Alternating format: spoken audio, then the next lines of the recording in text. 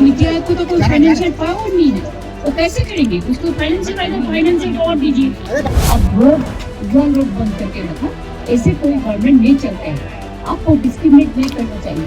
If you discriminate between low party to other party, देखिए मैं बोलने चाहते थे लेकिन मेरे को बोलने के लिए वो 5 मिनट में स्टॉप कर दिया।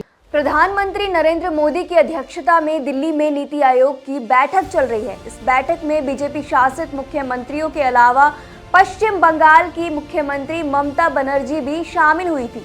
खबर है कि ममता बनर्जी बैठक बीच में ही छोड़कर बाहर निकल गई।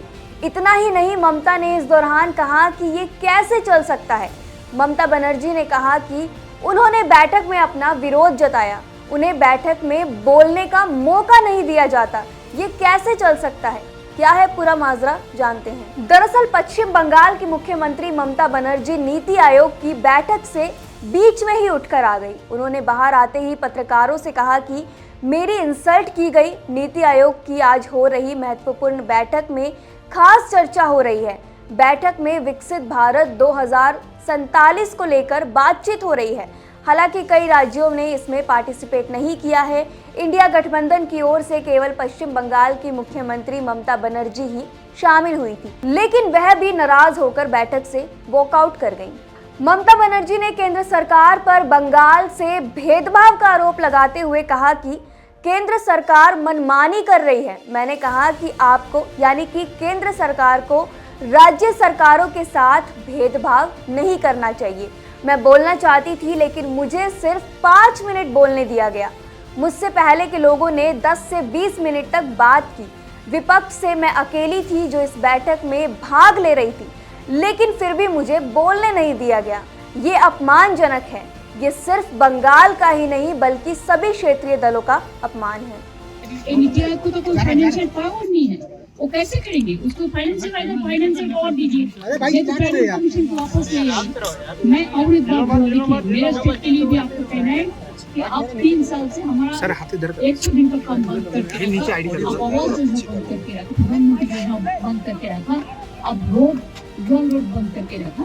ऐसे कोई गवर्नमेंट नहीं चलता है। आपको डिस्क्रिमिनेट नहीं करना चाहिए। If you discriminate between low party to other party, then how the country will run? When you are in power, you have to take care for all. You cannot discriminate between boys and girls. मैंने जो बोला, एक ने बोला है, उसका बाद में माइक स्टॉप कर दिया। आप छोड़कर आ जाएंगे बीच में। नाराज है? नाराजगी की वजह से? देखिए, मैं बोलने चाहते थे लेकिन मेरे को बोलने के लिए वो 5 मिनट में स्टॉप कर दिया। काफी गुस्से में उन्होंने कहा कि चंद्रबाबू नायडू को 20 मिनट बोलने दिया गया। अपने देश और राज्य का लिहाज करते हुए मैंने मीटिंग अटेंड करने का फैसला किया था। वेस्ट बंगाल को बजट में कुछ नहीं मिला है। जैसे ही मैंने मीटिंग में पश्चिम बंगाल के साथ हुए भेदभाव के बारे में बोलना शुरू किया, उन्होंने मेरा माइक बंद कर दिया। ये सभी क्षेत्रीय पार्टियों का अपमान है। ये राजनीतिक रूप से पक्षपातपूर्ण बजट है। मैंने कहा कि आप दूसरे राज्यों के साथ भेदभाव क्यों कर रहे हैं? नीति आयोग के पास नहीं है वित्तीय शक्तियाँ, कैसे करेगा काम? इसे वित्तीय शक्तियाँ दे या योजना आयोग को वापस लाए। नीति आयोग की इस बैठक का कई विपक्षी शासित राज्यों के मुख्यमंत्रियों ने बजट में भेदभाव का आरोप लगाते हुए बहिष्कार का ऐलान किया है। बहिष्कार करने वाले मुख्यमंत्री में तमिलनाडु के सीएम एमके स्टालिन, केरल के मुख्यमंत्री पिनराई विजयन के साथ साथ आम आदमी पार्टी की अगुवाई वाली पंजाब और दिल्ली सरकार शामिल है। इसके अलावा कर्नाटक के सीएम सिद्धरामैया, हिमाचल प्रदेश के सीएम सुखविंदर सिंह सुक्खू और तेलंगाना के सीएम रेवंत रेड्डी ने भी बैठक में शामिल न होने का फैसला किया है। इसके उलट पश्चिम बंगाल की मुख्यमंत्री ममता बनर्जी बैठक में शामिल होने पहुंची थी। बनर्जी ने कहा था कि नेताओं की आवाज को एक साझा मंच पर उठाया जाना चाहिए। इसके साथ ही ममता ने मांग की कि नीति आयोग को खत्म कर देना चाहिए और फिर से योजना आयोग को बहाल किया जाना चाहिए।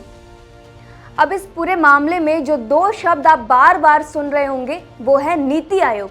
आइए जानते हैं कि आयोग का काम क्या है, आखिर ये क्या है, क्यों होती है राज्यों की मीटिंग, विपक्षी दलों के सीएम के शामिल नहीं होने से इस मीटिंग पर क्या असर होगा, इस पर भी इस वीडियो में बात करेंगे। पिछले कुछ दिनों से नीति आयोग को लेकर मचे घमासान की नीति आयोग की 9वीं अहम बैठक हो रही है। ये वही नीति आयोग है जिसका नाम पहले योजना आयोग होता था। पहले देश का विकास अंग्रेज करते थे। 1947 में हिंदुस्तान आज़ाद हुआ तब भारत के विकास की नींव रखने के दौरान पंचवर्षीय योजना का कंसेप्ट आया। शुरुआती दौर में केंद्र सरकार अलग अलग राज्य सरकारों से समन्वय करके अलग अलग कामों के लिए रणनीति बनाती थी। इसके बाद विकास कार्यों का फंड जारी होता था। देश के आम बजट में इसका प्रमुखता से जिक्र होता था। जिस विभाग का काम होता था उससे संबंधित केंद्रीय मंत्री उस काम पर नजर रखते थे। नीति आयोग की बैठक क्यों होती है, इससे पहले संक्षेप में बताते हैं कि आखिर नीति आयोग चीज क्या है, आखिर इसे क्यों बनाया गया। इस पर रोशनी डालें तो नीति आयोग की स्थापना 2014 में केंद्र में मोदी सरकार बनने के कुछ महीनों बाद यानी कि 2015 में हुई। इससे पहले देश के इंक्लूसिव एंड सस्टेनेबल डेवलपमेंट की परिकल्पना साकार करने के लिए योजना आयोग का गठन 1950 में हुआ, जो उस समय सबसे बड़े नीति निर्धारक और स्टेक होल्डर के रूप में अपनी अहम भूमिका निभाता था। अब ये समझते हैं कि नीति आयोग करता क्या है। नीति आयोग राज्यों के तालमेल से देश के सामूहिक विकास का ढांचा तैयार करता है। अभी इसे बने 10 साल भी नहीं हुए थे कि बंगाल की सीएम ने इसे भंग करके पुरानी वाली योजना यानी कि योजना आयोग अस्तित्व में लाने की मांग कर दी है। शनिवार को पीएम मोदी की अध्यक्षता में हो रही नीति आयोग की बैठक में कई राज्यों और केंद्र शासित प्रदेशों के प्रतिनिधि और आयोग के पदाधिकारी मंथन कर रहे हैं। विशेष आमंत्रित सदस्यों के रूप में केंद्र सरकार के मंत्री भी मौजूद हैं। इंडिया गठबंधन के 9 मुख्यमंत्री नीति आयोग के सदस्य हैं। उनमें से 6 ने केंद्र की सरकार पर बजट के बंदरबाट करने का आरोप लगाकर बॉयकॉट किया है। बाकी 3 में ममता बनर्जी और हेमंत सोरेन आए हैं, लेकिन उनकी दिलचस्पी अपने हिस्से का तगादा करने में है। वहीं केजरीवाल जेल में होने की वजह से इस मीटिंग से दूर हैं। अब बात करते हैं कि अगर इस मीटिंग में दूसरे राज्यों के मुख्यमंत्री नहीं पहुंचते हैं तो क्या होता है। संघवाद की अवधारणा तभी सही मायने में फलीभूत होती है जब केंद्र और राज्य मिलकर काम करते हैं। देश के सस्टेनेबल विकास का लक्ष्य पूरा करने के लिए केंद्र और राज्य दोनों की समान भागीदारी जरूरी है। उदाहरण के लिए नीति आयोग ग्रामीण स्तर पर योजनाएं तैयार करने के लिए अगर कोई सिस्टम बनाएगा तो राज्यों की ही अहम भूमिका होगी, ताकि उसमें जमीनी स्तर की भागीदारी सुनिश्चित होकर 100% आउटपुट निकल सके। अब अगर इंडिविजुअल आइडेंटिटी की बात करें तो नीति आयोग केंद्र और राज्य सरकारों के लिए महज एक कंसल्टेंसी फर्म जैसा है। लिहाजा विपक्ष शासित राज्यों के मुख्यमंत्री इसकी बैठक में शामिल होने के लिए बाध्यकारी नहीं है। नीति आयोग बनाम योजना आयोग की बहस एक पॉलिटिकल मसला है जिसका तबोलुआब बस इतना भर है कि किसी के आने या फिर ना आने से किसी की सेहत पर कुछ असर नहीं पड़ेगा। दुनिया सतत विकास के एजेंडे पर चलती है। ऐसे में अगर किसी विपक्षी राज्यों के मुख्यमंत्री ऐसी बैठकों का बॉयकॉट करेंगे तो इसे एक अच्छी परंपरा नहीं माना जाएगा। हालांकि आपकी इस पूरे मसले में जो भी राय है हमें कमेंट सेक्शन में ज़रूर बताएं। शुक्रिया।